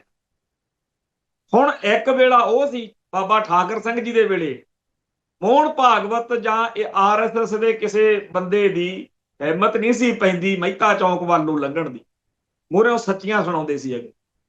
ਤੇ ਅੱਜ ਬਾਬੇ ਧੁੰਮੇ ਦੇ ਦੌਰ ਵਿੱਚ RSS ਵਾਲਿਆਂ ਨੂੰ ਟਕਸਾਲ ਦੇ ਗੁਰਦੁਆਰਿਆਂ 'ਚ ਮਾਣ ਸਨਮਾਨ ਮਿਲ ਰਿਹਾ। ਹੁਣ ਜੇਕਰ ਬਾਬੇ ਧੁੰਮੇ ਦੀ ਜਾਂ ਬਾਬੇ ਧੁੰਮੇ ਦੇ ਇਸ ਤਰੀਕੇ ਦੇ ਕਾਰਜਾਂ ਦੀ ਕੋਈ ਗੁਰਸਿੱਖ ਪਿਆਰਾ ਆਲੋਚਨਾ ਕਰਦਾ, ਵਿਰੋਧ ਕਰਦਾ, ਤਾਂ ਬਾਬਾ ਜੀ ਦੇ ਸਮਰਥਕ ਬਹੁਤ ਗੁੱਸੇ 'ਚ ਆ ਕੇ ਅਵਾ ਤਵਾ ਬੋਲਦੇ ਆ, ਜਿਵੇਂ ਆਮ ਆਦਮੀ ਪਾਰਟੀ ਦੇ ਹਮਾਇਤੀ ਬੋਲਦੇ ਹੁੰਦੇ। ਕੁਛ ਇਹੋ ਜਿਹਾ ਹੀ ਹਿਸਾਬ ਕਿਤਾਬ ਭਾਈ ਅਮਰਤਪਾਲ ਸਿੰਘ ਦੇ ਹਮਾਇਤੀਆਂ ਦਾ ਹੈ। ਉਹ ਵੀ ਉਹਨਾਂ ਲੋਕਾਂ ਨੂੰ ਬਰਦਾਸ਼ਤ ਨਹੀਂ ਕਰ ਸਕਦੇ ਜਿਹੜੇ ਭਾਈ ਅਮਰਤਪਾਲ ਸਿੰਘ ਦਾ ਜਾਂ ਭਾਈ ਅਮਰਤਪਾਲ ਸਿੰਘ ਦੀ ਧਿਰ ਦੇ ਨੁਕਤਿਆਂ ਦਾ, ਫੈਸਲਿਆਂ ਦਾ ਕਿਸੇ ਤਰੀਕੇ ਨਾਲ ਆਲੋਚਨਾ ਜਾਂ ਵਿਰੋਧ ਕਰਨ। ਪਰ ਇੱਕ ਗੱਲ ਪੱਕੀ ਆ, ਜੇ ਬਾਬੇ ਧੁੰਮੇ ਨੇ, ਭਾਈ ਅਮਰਤਪਾਲ ਸਿੰਘ ਨੇ ਜਾਂ ਕਿਸੇ ਨੇ ਵੀ ਹੋਰ ਜਨਤਕ ਖੇਤਰ ਵਿੱਚ ਪਬਲਿਕ ਫੇਸ ਬਣਨਾ, ਤਾਂ ਭਾਈ ਇਹ ਆਲੋਚਨਾ, ਇਹ ਵਿਰੋਧ ਤਾਂ ਹੋਣੀ ਨੇ। ਸੋ ਜਿਹੜੀ ਭਾਈ ਅਮਰਤਪਾਲ ਸਿੰਘ ਦੇ ਸਮਰਥਕਾਂ ਵੱਲੋਂ ਗੱਲ ਚਲਾਈ ਜਾ ਰਹੀ ਆ ਕਿ ਅਗਲੀ ਉਹਨਾਂ ਦੀ ਸਰਕਾਰ ਬਣੇਗੀ, ਅਸੀਂ ਵੀ ਕਹਿੰਦੇ ਆ ਬਣਨੀ ਚਾਹੀਦੀ ਹੈ। ਜਿਹੜੀ ਉਹ ਕਹਿੰਦੇ ਆ ਕਿ ਅਗਲਾ ਮੁੱਖ ਮੰਤਰੀ ਭਾਈ ਅਮਰਤਪਾਲ ਸਿੰਘ ਹੋਵੇਗਾ, ਅਸੀਂ ਵੀ ਕਵਾਂਗੇ ਕਿ ਹੋਣਾ ਚਾਹੀਦਾ। ਪਰ ਫਿਰ ਇਹ ਵੀ ਸਮਝ ਜ਼ਰੂਰ ਉਹਨਾਂ ਨੂੰ ਆ ਜਾਣੀ ਚਾਹੀਦੀ ਹੈ ਕਿ ਜਿਵੇਂ ਬਾਦਲਕਿਆਂ ਦਾ, ਕਾਂਗਰਸੀਆਂ ਦਾ, ਆਮ ਆਦਮੀ ਪਾਰਟੀ ਦਾ, ਬੀਜੇਪੀ ਦਾ ਲੋਕ ਵਿਰੋਧ ਕਰਦੇ ਆ, ਆਲੋਚਨਾ ਕਰਦੇ ਆ, ਫਿਰ ਤਿਆਰ ਰਹੋ। ਹੁਣ ਤੱਕਰ ਭਾਈ ਅਮਰਤਪਾਲ ਸਿੰਘ ਦੇ ਹਮਾਇਤੀਆਂ ਨੇ, ਬਾਕੀਆਂ ਦੀ ਤਾਂ ਗੱਲ ਛੱਡੋ, ਹਾੜਕੂ ਲਹਿਰ ਨਾਲ ਸੰਬੰਧਿਤ, ਖਾਲਿਸਤਾਨੀ ਧਿਰਾਂ ਨਾਲ ਸੰਬੰਧਿਤ ਹਰੇਕ ਦੀ ਮਿੱਟੀ ਪਲੀਤ ਕੀਤੀ ਹੈ ਕਿ ਤੁਸੀਂ ਕੀਤਾ ਕੀ ਆ ਹੁਣ ਤੱਕਰ। ਇੱਕ ਇਹ ਗੱਲ ਉਹ ਬੜੀ ਕਹਿੰਦੇ ਨੇ ਕਿ ਆਇਆ ਨਾ ਫਿਰ ਰਾਤੋਂ ਰਾਤ ਤੁਹਾਨੂੰ ਸਾਰਿਆਂ ਨੂੰ ਛੱਡ ਗਿਆ ਨਾ ਪਿੱਛੇ। ਦੇਖੋ ਕਿਵੇਂ ਲੋਕ ਉਹਦੀ ਹਮਾਇਤ ਵਿੱਚ ਨੇ। ਵਾਕਿਆ ਜੀ ਬਹੁਤ ਉਹਦੀ ਹਮਾਇਤ ਵਿੱਚ ਨੇ। ਪਹਿਲਾਂ ਉਹਨੂੰ ਮੈਂਬਰ ਪਾਰਲੀਮੈਂਟ ਲੋਕਾਂ ਦੇ ਪਿਆਰ ਨੇ ਜਿਤਾਇਆ, ਫਿਰ ਉਹਨੂੰ ਹੁਣ ਮੁੱਖ ਮੰਤਰੀ ਬਣਾਉਣ ਦਾ ਮੌਕਾ ਵੀ ਮਿਲ ਰਿਹਾ, ਮਿਲਣਾ ਚਾਹੀਦਾ। ਪਰ ਜਿੱਥੇ ਇਹ ਗੱਲਾਂ ਨੇ ਕਿ ਲੋਕਾਂ ਦਾ ਪਿਆਰ ਮਿਲ ਰਿਹਾ, ਉੱਥੇ ਕੌਮ ਪ੍ਰਤੀ, ਪੰਜਾਬ ਪ੍ਰਤੀ ਜਦੋਂ ਫਰਜ਼ ਨਿਭਾਉਣ ਦੀ ਗੱਲ ਆਊ, ਜਿਵੇਂ ਜਦੋਂ ਅਕਾਲੀਆਂ ਨੇ ਫਰਜ਼ ਨਹੀਂ ਨਿਭਾਏ ਤਾਂ ਸਿੱਖਾਂ ਨੇ, ਪੰਥ ਨੇ ਫਿਰ ਜੋ ਕੀਤਾ ਆਪਣੇ ਸਾਹਮਣੇ।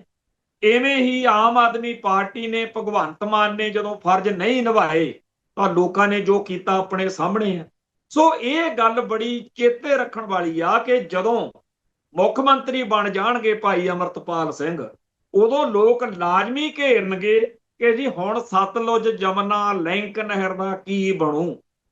ਜਿਵੇਂ ਹੁਣ ਚੌਥੇ ਕੁ ਦਿਨ ਭਾਈ ਭਗਵੰਤ ਮਾਨ ਦੇ ਉੱਤੇ ਸਵਾਲ ਖੜਾ ਹੁੰਦਾ, ਇਵੇਂ ਹੀ ਜਦੋਂ ਭਾਈ ਅਮਰਤਪਾਲ ਸਿੰਘ ਮੁੱਖ ਮੰਤਰੀ ਬਣਨਗੇ ਤਾਂ ਲੋਕ ਕਹਿਣਗੇ ਕਿ ਚੰਡੀਗੜ੍ਹ ਪੰਜਾਬ ਦਾ, ਪੰਜਾਬੀ ਬੋਲਦੇ ਇਲਾਕੇ ਜਾਂ ਹੋਰ ਬਹੁਤ ਸਾਰੇ ਪੰਜਾਬ ਦੇ ਜਾਂ ਪੰਥ ਦੇ ਮਸਲੇ ਨੇ ਇਹਨਾਂ ਬਾਰੇ। ਪਰ ਉਦੋਂ ਆ ਜਿਹੜੇ ਅੱਜ ਅਵਾ ਤਵਾ ਬੋਲਦੇ ਆ, ਗਾਲਾਂ ਗੂਲਾਂ ਕੱਢ ਕੇ ਸਾਰਦੇ ਆ, ਇਹਨਾਂ ਸਭ ਨੂੰ ਉਦੋਂ ਅਸਲੀ ਤੌਰ ਦੇ ਉੱਤੇ ਪਰਖ ਦੀ ਘੜੀ ਉਦੋਂ ਹੋਣੀ ਹੈ ਜਦੋਂ ਤੁਸੀਂ ਸੱਤਾ 'ਚ ਨਹੀਂ ਹੁੰਦੇ। ਉਦੋਂ ਹੋਰ ਗੱਲ ਹੁੰਦੀ ਹੈ, ਜਦੋਂ ਸੱਤਾ ਵਿੱਚ ਹੋਈਏ ਉਦੋਂ ਗੱਲ ਹੋਰ ਹੁੰਦੀ ਹੈ। ਭਾਈ ਅਮਰਤਪਾਲ ਸਿੰਘ ਵੱਲੋਂ ਚੋਣਾਂ ਲੜਨੀਆਂ, ਚੋਣਾਂ ਜਿੱਤਣੀਆਂ, ਇੱਥੋਂ ਤੱਕ ਕਿ ਮਾਨਦਾਲ ਜਾਂ ਹੋਰਾਂ ਨਾਲ ਲੜ ਕੇ ਚੋਣਾਂ ਜਿੱਤਣੀਆਂ, ਮੁੱਖ ਮੰਤਰੀ ਦੀ ਕੁਰਸੀ ਤੱਕ ਪਹੁੰਚਣਾ, ਇਹ ਬਿਲਕੁਲ ਉਹਨਾਂ ਦੀ ਆਪਦੀ ਰਾਏ ਆ ਤੇ ਸਾਨੂੰ ਕਿਸੇ ਨੂੰ ਇਤਰਾਜ਼ ਕਰਨ ਦਾ ਕੋਈ ਹੱਕ ਨਹੀਂ। ਉਹਨਾਂ ਨੇ ਖਾਲਿਸਤਾਨ ਦੇ ਏਜੰਡੇ ਨੂੰ ਰੱਖਣਾ ਨਹੀਂ ਰੱਖਣਾ, ਇਹ ਉਹਨਾਂ ਦਾ ਆਪਦਾ ਹੱਕ ਵਾ। ਕੋਈ ਕਿਸੇ ਨੂੰ ਧੱਕੇ ਨਾਲ ਨਹੀਂ ਕਹਿ ਸਕਦਾ ਕਿ ਭਾਈ ਅਮਰਤਪਾਲ ਸਿੰਘ ਨੇ ਖਾਲਿਸਤਾਨ ਛੱਡਤਾ। ਕੋਈ ਇਹ ਨਹੀਂ ਕਹਿ ਸਕਦਾ ਖਾਲਿਸਤਾਨ, ਉਹਨਾਂ ਨੂੰ ਕਹਿਣਾ ਚਾਹੀਦਾ, ਉਹਨਾਂ ਦੀ ਆਪਦੀ ਮਰਜ਼ੀ ਆ। ਇਤਿਹਾਸ ਦੇਖੇਗਾ, ਦੁਨੀਆ ਦੇਖੇਗੀ ਕਿ ਉਹਨਾਂ ਨੇ ਕੀ ਕੀਤਾ ਜਾਂ ਕੀ ਨਹੀਂ ਕੀਤਾ। ਐਵੇਂ ਪਹਿਲਾਂ ਹੀ ਕਹਿ ਦੇਣਾ ਕਿ ਉਹਦਾ ਖਾਲਿਸਤਾਨ ਛੱਡ ਗਿਆ, ਐਵੇਂ ਪਹਿਲਾਂ ਹੀ ਕਹਿ ਦੇਣਾ ਕਿ ਜੋ ਤਾਂ ਖਾਲਿਸਤਾਨ ਤੋਂ ਘੱਟ ਗੱਲ ਨਹੀਂ ਕਰਦਾ। ਇਹ ਗੱਲਾਂ ਉਹਨਾਂ ਨੂੰ ਬਾਹਰ ਆਉਣ ਦੇਣਾ ਚਾਹੀਦਾ। ਉਹ ਕੀ ਕਹਿੰਦੇ ਆ ਉਦੋਂ ਦੇਖਾਂਗੇ। ਇਸ ਮੌਕੇ ਗੱਲ ਜਿਹੜੀ ਕਰਨ ਵਾਲੀ ਇਹ ਆ ਕਿ 1999 ਦੇ ਵਿੱਚ ਸਟੇਟ ਨੂੰ ਫੈਸਲੇ ਕਰਨੇ ਪੈਂਦੇ ਸੀ ਕਿ ਖਾੜਕੂਆਂ ਨੂੰ ਕਿਵੇਂ, ਖਾਲਿਸਤਾਨੀਆਂ ਨੂੰ ਭਾਰਤੀ ਮੁੱਖ ਧਾਰਾ 'ਚ ਲਿਆਂਦਾ ਜਾਵੇ। ਹੁਣ ਤਾਂ ਪਹਿਲਾਂ ਮਾਨ ਦਲ ਨੇ ਇਹ ਰਾਹ ਫੜਿਆ ਹੋਇਆ। ਹੁਣ ਭਾਈ ਅਮਰਤਪਾਲ ਸਿੰਘ ਵਾਲੀ ਧਿਰ, ਜਿਹਦੇ ਬਾਰੇ ਦੁਨੀਆ ਦਾ ਇਹੀ ਮੰਨਣਾ ਕਿ ਉਹ ਖਾਲਿਸਤਾਨੀ ਨੇ, ਹੁਣ ਉਹ ਵੀ ਮਾਨ ਦਲ ਵਾਂਗੂ ਖਾਲਿਸਤਾਨੀ ਹੋਣ ਦੇ ਨਾਲ ਨਾਲ ਜੇ ਸਰਕਾਰ ਬਣਾਉਣੀ ਚਾਹੁੰਦੇ ਆ ਤਾਂ ਅਸੀਂ ਤਾਂ ਬੜੇ ਚਿਰ ਦੇ ਕਹਿੰਦੇ ਆ। ਮੈਂ ਐਸੇ ਪ੍ਰੋਗਰਾਮ 'ਚ ਬੜੀ ਵਾਰ ਕਿਹਾ ਕਿ ਜਿੰਨਾ ਟਾਈਮ ਇਹ ਜਿਹੜਾ ਵਿਚਾਰ ਵਾ, ਕਿ ਜਿੰਨਾ ਟਾਈਮ ਇੱਕ ਵਾਰੀ ਜੀ ਖਾਲਿਸਤਾਨੀਆਂ ਚੋਂ ਮੁੱਖ ਮੰਤਰੀ ਨਹੀਂ ਕੋਈ ਬਣਦਾ। ਮੇਰੀ ਇਹ ਪੂਰੀ ਦਿਲ ਦੀ ਚਾਹਨਾ ਕਿ ਇੱਕ ਵਾਰੀ ਬਾਣੀ ਜਾਵੇ, ਚਾਹੇ ਭਾਈ ਅਮਰਤਪਾਲ ਸਿੰਘ ਬਣੇ, ਚਾਹੇ ਮਾਨ ਸਾਹਿਬ ਬਣਨ। ਕੱਲ ਮੈਂ ਸੁਣ ਰਿਹਾ ਸੀ ਸੰਤ ਗਿਆਨੀ ਜਰਨੈਲ ਸਿੰਘ ਜੀ ਖਾਲਸਾ ਭਿੰਡਰਾਂ ਵਾਲਿਆਂ ਦੇ ਸਕੇ ਭਤੀਜੇ ਭਾਈ ਜਸਵੀਰ ਸਿੰਘ ਜੀ ਰੋਡੇ, ਜਿਹੜੇ ਕਿਸੇ ਵੇਲੇ ਅਕਾਲ ਤਖਤ ਸਾਹਿਬ ਦੇ ਜਥੇਦਾਰ ਵੀ ਰਹੇ ਨੇ, ਉਹਨਾਂ ਨੇ ਕਿਹਾ ਕਿ ਸਾਡਾ ਮੁੰਡਾ ਵੀ ਅੰਦਰ ਆ। ਭਾਈ ਗੁਰਮੁਖ ਸਿੰਘ ਉਹਨਾਂ ਦਾ ਬੇਟਾ 5 ਸਾਲ ਹੋ ਗਏ, ਉਹਦੇ ਉੱਤੇ ਵੀ ਸਿੱਖ ਸੰਘਰਸ਼ ਦਾ ਖਾੜਕੂ ਲਹਿਰ ਦਾ ਹਥਿਆਰਾਂ ਦਾ ਮੁਕੱਦਮਾ ਬਣਾ ਕੇ ਉਹ ਵੀ ਜੇਲ੍ਹ 'ਚ। ਤੇ ਕਹਿੰਦਾ ਫਿਰ ਮੈਂ ਵੀ ਕਹਿ ਦਿੰਦਾ ਹੈਗਾ। ਸੋ ਚਾਹੇ ਮੁੱਖ ਮੰਤਰੀ ਗੁਰਮੁਖ ਸਿੰਘ ਬਣੇ, ਚਾਹੇ ਮਾਨ ਸਾਹਿਬ ਬਣੇ, ਤੇ ਚਾਹੇ ਅਮਰਤਪਾਲ ਸਿੰਘ ਬਣੇ, ਤੇ ਚਾਹੇ ਕੋਈ ਹੋਰ ਬਣੇ, ਇੱਕ ਵਾਰੀ ਇਹੋ ਜਿਹਾ ਵਿਅਕਤੀ ਜਿਹੜਾ ਖਾਲਿਸਤਾਨੀ ਸਫਾਂ ਦੇ ਵਿੱਚੋਂ ਹੈ, ਉਹਦਾ ਮੁੱਖ ਮੰਤਰੀ ਬਣ ਜਾਣਾ ਸਾਡੇ ਸੰਘਰਸ਼ ਲਈ ਬੜਾ ਸੱਚਾ ਸੁੱਚਾ ਜਿਹਾ ਰਹੂਗਾ। ਕਿਉਂਕਿ ਇਹ ਇੱਕ ਇਹੋ ਜਿਹੀ ਰੋਕ ਆ, ਸਾਡੇ ਬੰਦਿਆਂ ਨੂੰ ਉਲਝਾਇਆ ਪਿਆ ਇਸ ਗੱਲ ਨੇ ਕਿ ਜੀ ਇੱਕ ਵਾਰੀ ਕਿਤੇ ਮੁੱਖ ਮੰਤਰੀ ਬਣ ਜਾਈਏ ਨਾ ਤੇ ਗੱਲ ਬਣ ਸਕਦੀ ਹੈ। ਸੱਚਾਈ ਇਹ ਆ ਕਿ ਜਦੋਂ 2-2.5 ਸਾਲ ਲੰਘ ਗਏ ਤੇ ਭਾਈ ਅਮਰਤਪਾਲ ਸਿੰਘ ਹੀ ਸ਼ਾਇਦ ਇਹ ਐਲਾਨ ਕਰ ਦੇਣ ਕਿ ਲੋਕੋ ਐਵੇਂ ਨਾ ਆਸ ਲਾਈ ਬੈਠੋ, ਮੈਂ ਮੁੱਖ ਮੰਤਰੀ ਬੇਸ਼ੱਕ ਬਣਿਆ ਫਿਰਦਾ, ਪਰ ਇਸ ਸਿਸਟਮ ਦੇ ਵਿੱਚੋਂ ਜੇ ਤੁਸੀਂ ਚਾਹੁੰਦੇ ਹੋ, ਜੇ ਤੁਸੀਂ ਸੋਚਦੇ ਹੋ ਵੀ ਕੁਝ ਬਣ ਜੂ ਸਿੱਖਾਂ ਦਾ, ਇੱਥੇ ਕੱਖ ਨਹੀਂ ਜੇ ਬਣਨਾ। ਹੋ ਸਕਦਾ ਇਦੋਂ ਬਾਅਦ ਸਾਡੀ ਕੌਮ ਨੂੰ ਅਕਲ ਆ ਜੇ ਤੇ ਗਾਂ ਨੂੰ ਸਮੇਤ ਭਾਈ ਅਮਰਤਪਾਲ ਸਿੰਘ ਵਾਲੀ ਧਿਰ ਤੇ ਹੋਰ ਜਿਹੜੇ ਵੋਟਾਂ ਰਾਹੀਂ ਖਾਲਿਸਤਾਨ ਭਾਲਦੇ ਫਿਰਦੇ ਆ, ਉਹ ਸਾਰੇ ਜਾਣੇ ਅਹਿਦ ਕਰਨ ਕਿ ਅੱਜ ਤੋਂ ਬਾਅਦ ਇਸ ਸਿਸਟਮ ਦਾ, ਇਸ ਨਿਜ਼ਾਮ ਦਾ ਆਪਾਂ ਪਾਣੀ ਨਹੀਂ ਪੀਣਾ, ਇਹਦੀ ਈਨ ਨਹੀਂ ਮੰਨਣੀ। ਆਓ ਬਾਗੀ ਹੋ ਕੇ ਖਾਲਿਸਤਾਨ ਦੇ ਰਾਹ ਤੁਰੀਏ। ਤੇ ਨਾਲ ਹੋ ਸਕਦਾ ਇਹ ਵੀ ਉਦੋਂ ਅਕਲ ਆ ਜੇ ਕਿ ਧੰਨ ਸੀ 1991-92 ਚ ਬਾਈਕਾਟ ਕਰਨ ਵਾਲੇ। ਨਹੀਂ ਉਦੋਂ ਵੀ ਜੇ ਮੁੱਖ ਮੰਤਰੀ ਕੋਈ ਖਾਲਿਸਤਾਨੀਆਂ ਚੋਂ ਬਣਦਾ, ਚਾਹੇ ਭਾਈ ਮਨਜੀਤ ਸਿੰਘ ਬਣਦਾ, ਚਾਹੇ ਸਿਮਰਨਜੀਤ ਸਿੰਘ ਮਾਨ ਬਣਦੇ, ਤੇ ਜਿਹੜੀਆਂ ਹਰਕਤਾਂ ਬੇਅੰਤੇ ਬੁੱਚੜ ਨੇ ਕੀਤੀਆਂ, ਇਹਦੇ ਨਾਲੋਂ 5-7% ਘੱਟ ਹੋ ਜਾਂਦੀਆਂ। ਸਟੇਟ ਨੇ ਤਾਂ ਕੋਈ ਬੰਦਾ ਬਿਠਾ ਕੇ ਪੰਜਾਬ 'ਚ ਸਿੱਖਾਂ ਦਾ ਖਾੜਕੂਆਂ ਦਾ ਘਾਣ ਕਰਾਉਣਾ ਸੀ। ਇਦੋਂ ਬਾਅਦ ਵਿੱਚ ਫਿਰ ਜਿਹੜੀ ਜ਼ਿੰਮੇਵਾਰੀ ਭਾਈ ਦਿਲਾਵਰ ਸਿੰਘ ਨੇ ਨਿਭਾਈ ਆ, ਉਹ ਨਿਭਾਉਣੀ ਪੈਣੀ ਸੀ। ਸੋ ਭਾਈ ਦਿਲਾਵਰ ਸਿੰਘ ਨੇ ਤਾਂ ਪੰਜਾਬ ਦੇ ਬੁੱਚੜ ਮੁੱਖ ਮੰਤਰੀ ਨਾਲ ਨਜਿੱਠਣਾ ਹੀ ਨਜਿੱਠਣਾ ਸੀ। ਸ਼ੁਕਰ ਕਰਿਆ ਕਰੋ ਕਿ ਕੋਈ ਪੰਥਕ ਸਫਾ ਚੋਂ ਸਿੱਖ ਯੋਧਿਆਂ ਦੇ ਵਿੱਚੋਂ ਨਹੀਂ ਸੀਗਾ, ਬਿਆੰਤਾ ਬੁੱਚੜ ਸੀ, ਮਾਰ ਕੇ ਚਲੋ ਗੱਲ ਨਿਬੇੜੀ ਸਿੰਘਾਂ ਨੇ। ਸੋ ਜਿਹੜਾ ਖਾੜਕੂ ਜਾਂ ਖਾਲਿਸਤਾਨੀ ਸੰਘਰਸ਼ ਦੇ ਰਾਹ ਦੇ ਵਿੱਚ ਇੱਕ ਰੋੜਾ, ਉਹ ਇਹ ਵਿਚਾਰ ਆ ਜਿਹੜਾ ਡੈਮੋਕ੍ਰੇਟਿਕ ਪੀਸਫੁਲ ਤਰੀਕੇ ਨਾਲ ਖਾਲਿਸਤਾਨ ਦੀ ਗੱਲ ਕਰਨ ਵਾਲਾ ਏਜੰਡਾ। ਇਹਨੇ ਅੱਜ ਤੱਕ ਸਾਡੇ ਰਾਹ ਦੇ ਵਿੱਚ ਇੱਕ ਕੂੜੇ ਦੇ ਪਹਾੜ ਵਾਂਗੂ ਜਿਵੇਂ ਮੈਲ ਜੰਮੀ ਹੁੰਦੀ ਆ ਨਾ। ਭਾਈ ਗਜਿੰਦਰ ਸਿੰਘ ਕਹਿੰਦੇ ਹੁੰਦੇ ਸੀ ਬਈ ਫਿਰ ਇੱਕ ਉੱਠਿਆ ਸੂਰਮਾ, ਬਾਬੇ ਜਰਨੈਲ ਸਿੰਘ ਬਾਰੇ ਕਹਿੰਦੇ ਸੀ, ਫਿਰ ਇੱਕ ਉੱਠਿਆ ਸੂਰਮਾ ਜਰਨੈਲਾਂ ਦਾ ਜਰਨੈਲ, ਉਹਦੇ ਸਿੱਧੇ ਪੱਧਰੇ ਬੋਲਾਂ ਨੇ ਲਾ ਸੁੱਟੀ ਚਰਾਂ ਦੀ ਮੈਲ। ਮੈਲ ਜਿਸ ਮੈਲਾ ਕੀਤਾ ਸੀ ਸਿੱਖ ਸੰਘਰਸ਼ ਦਾ ਰਾਹ, ਗਾਂਧੀ ਦੇ ਕਲਗੀਧਰ ਦੇ ਪੁੱਤਰਾਂ ਨੂੰ ਦਿੱਤਾ ਸੀ ਗਾਂਧੀ ਦੇ ਪੁੱਤ ਬਣਾ। ਜਿਹੜੀ ਇਹ ਮੈਲ ਸੀ, ਜਿਹੜੀ ਉਦੋਂ ਭਾਈ ਗਜਿੰਦਰ ਸਿੰਘ ਨੂੰ ਮੈਲ ਦਿਖਦੀ ਸੀ, ਉਹ ਕੀ ਸੀ? ਇਹ ਵਿਚਾਰ ਕਿ ਜੀ ਭਾਰਤੀ ਨਿਜ਼ਾਮ ਦੇ ਵਿੱਚੋਂ ਹੀ ਸਿੱਖਾਂ ਦੇ ਮਸਲੇ ਹੱਲ ਹੋ ਸਕਦੇ। ਇਸ ਗੱਲ ਨੂੰ ਭਾਈ ਗਜਿੰਦਰ ਸਿੰਘ ਮੈਲ ਕਹਿੰਦੇ ਸੀ ਵੀ ਸਿੱਖ ਸੰਘਰਸ਼ ਦਾ ਰਾਹ ਮੈਲਾ ਕੀਤਾ ਪਿਆ ਇਹਨੇ। ਇਵੇਂ ਹੀ ਅੱਜ ਦੀ ਤਰੀਕ ਦੇ ਵਿੱਚ ਮੈਨੂੰ ਇਹ ਵਿਚਾਰ ਮੈਲ ਲੱਗਦੀ ਆ, ਇਹ ਮੈਲਾ ਕਰਦਾ ਸਾਡੇ ਰਾਹ ਨੂੰ, ਰੋਕਦਾ ਇਹ ਰਾਹ ਨੂੰ ਕਿ ਜੀ ਇਸ ਨਿਜ਼ਾਮ ਦੇ ਵਿੱਚੋਂ ਕੁਝ ਲੱਭ ਸਕਦਾ। ਜੇਕਰ ਇਹ ਵਹਿਮ ਟੁੱਟ ਜਾਵੇ, ਮੁੱਕ ਜਾਵੇ, ਫਿਰ ਸਾਰੇ ਸਮੀਕਰਨ ਬਦਲ ਜਾਣਗੇ। ਹੁਣ ਇਹ ਨਾ ਕਹੋ ਕਿ ਫਿਰ ਤੁਸੀਂ ਕਹਿੰਦੇ ਹੋ ਜੀ ਹਥਿਆਰਬੰਦ ਸੰਘਰਸ਼। ਨਹੀਂ ਭਾਈ, ਹੁਣ ਸਾਡੇ ਕੋਲੇ ਦੋ ਰਾਹ ਨੇ। ਕੋਈ ਕਹਿੰਦਾ ਬੁਲਟ ਵਾਲਾ ਰਾਹ ਠੀਕ ਆ, ਕੋਈ ਕਹਿੰਦਾ ਬੈਲਟ ਵਾਲਾ ਰਾਹ ਠੀਕ ਆ। ਹਾਲਾਂਕਿ ਬੁਲਟ ਵਾਲੇ ਜਿਹੜੇ ਨੇ ਉਹ ਕਹਿੰਦੇ ਨੇ ਕਿ ਭਾਈ ਰਾਹ ਹੋਰ ਵੀ ਹੋ ਸਕਦੇ ਆ, ਪਰ ਜਿਹੜੇ ਬੈਲਟ ਵਾਲੇ ਨੇ ਵੋਟਾਂ ਰਾਹੀਂ ਖਾਲਿਸਤਾਨ, ਉਹ ਕਹਿੰਦੇ ਆ ਜੀ ਸਵਾਏ ਬੈਲਟ ਵਾਲੇ ਰਾਹ ਤੋਂ ਕੋਈ ਹੋਰ ਰਾਹ ਨਹੀਂ। ਤੇ ਬੁਲਟ ਵਾਲਿਆਂ ਨੂੰ ਤਾਂ ਅਗਲ ਹੀ ਨਹੀਂ ਕਹਿੰਦੇ, ਉਹ ਤਾਂ ਏਜੰਸੀਆਂ ਦੇ ਏਜੰਟ ਨੇ, ਉਹਨਾਂ ਨੇ ਤਾਂ ਬਾਈਕਾਟ ਕਰਤਾ ਸੀ। ਖੈਰ ਵਕਤ ਆਏਗਾ ਜਦੋਂ ਬੁਲਟ ਵਾਲੇ ਵੀ ਤੇ ਬੈਲਟ ਵਾਲੇ ਵੀ ਦੋਨੇ ਧਿਰਾਂ ਮੰਨਣਗੀਆਂ ਕਿ ਜੋ ਬੀਤ ਗਿਆ ਸੋ ਬੀਤ ਗਿਆ। ਅੱਗੇ ਆਪਾਂ ਇਹਨਾਂ ਦੋਨਾਂ ਤੋਂ ਬਗੈਰ ਕੋਈ ਤੀਜਾ, ਚੌਥਾ, ਪੰਜਵਾਂ, ਛੇਵਾਂ ਕੋਈ ਹੋਰ ਰਾਹ ਵੀ ਤਾਂ ਹੋਏਗਾ। ਅਸੀਂ ਕਿਸੇ ਪਾਸੇ ਨੂੰ ਤੁਰ ਪਈਏ, ਇੱਕ ਰਾਹ ਦੇ ਵਿੱਚ ਐਕਸੀਡੈਂਟ ਹੋਇਆ ਦਿਖੇ, ਅਸੀਂ ਗੱਡੀ ਦੂਜੇ ਪਾਸੇ ਕਰ ਲਈ, ਉਧਰ ਦਰਖਤ ਡਿੱਗਿਆ ਪਿਆ, ਫਿਰ ਆਪਾਂ ਤੀਜਾ ਚੌਥਾ ਪੰਜਵਾਂ ਰਾਹ ਲੱਭਾਂਗੇ ਹੀ। ਹੁਣ ਤਾਂ ਆਪਾਂ ਇੱਥੇ ਕੀ ਉਲਝੇ ਫਿਰਦੇ। ਸੋ ਇਹ ਜਿਹੜਾ ਭਾਈ ਅਮਰਤਪਾਲ ਸਿੰਘ ਦੇ ਮੁੱਖ ਮੰਤਰੀ ਬਣਨ ਵਾਲਾ ਰਾਹ ਆ, ਇਹਨੂੰ ਵੈਲਕਮ ਕਰੋ, ਇਹਨੂੰ ਜੀ ਆਇਆਂ ਕਰੋ, ਕੋਈ ਇਹਦਾ ਵਿਰੋਧ ਨਾ ਕਰੋ, ਇਹਦਾ ਸਾਥ ਦਿਓ ਤੇ ਗੱਜ ਵੱਜ ਕੇ ਪੰਜਾਬ ਦੇ ਵਿੱਚ ਖਾਲਿਸਤਾਨੀਆਂ ਦੀ ਸਰਕਾਰ ਜਿਹੜੀ ਆ ਉਹ ਬਣਾਓ। ਅਗਲਾ ਜਿਹੜਾ ਨੁਕਤਾ ਹੈ ਉਹ ਇਹ ਹੈ ਕਿ ਕੱਲ ਨੂੰ 6 ਮਈ ਨੂੰ ਭਾਈ ਪਰਮਜੀਤ ਸਿੰਘ ਪੰਜਵੜ ਦੀ ਯਾਦ ਵਿੱਚ ਉਹਨਾਂ ਦੇ ਪਿੰਡ ਸ਼ਹੀਦੀ ਸਮਾਗਮ ਹੋ ਰਿਹਾ। ਬਹੁਤ ਚੰਗੀ ਗੱਲ ਹੈ। ਇੰਡੀਅਨ ਸਟੇਟ ਦੀ ਗੋਲੀ ਨਾਲ ਸ਼ਹੀਦ ਹੋਏ ਭਾਈ ਪੰਜਵੜ ਦੀ ਯਾਦ ਵਿੱਚ ਉਹਨਾਂ ਦੇ ਪਰਿਵਾਰ ਦੇ ਨਾਲ ਜੋ ਬੀਤੀ, ਜੋ ਕੌਮ ਪ੍ਰਤੀ ਉਹਨਾਂ ਨੇ ਫਰਜ਼ ਨਿਭਾਏ, ਉਹਦੀ ਗੱਲ ਹੋਣੀ ਚਾਹੀਦੀ।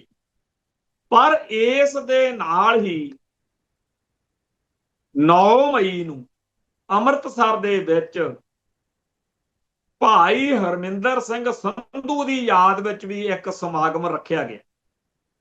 ਇਹ ਸਮਾਗਮ ਜਿਹੜਾ ਹੈ, ਇਹਦੇ ਬਾਰੇ ਲੋਕਾਂ ਦੇ ਵਿੱਚ ਇਹ ਚਰਚਾ ਹੈ ਕਿ ਭਾਈ ਪੰਜਵੜ ਦੇ ਨਾਲ ਭਾਈ ਸੰਧੂ ਦੇ ਕਤਲ ਦੀ ਗੱਲ ਜੁੜਦੀ ਹੋਣ ਕਰਕੇ ਸ਼ਾਇਦ ਰੱਖਿਆ ਗਿਆ।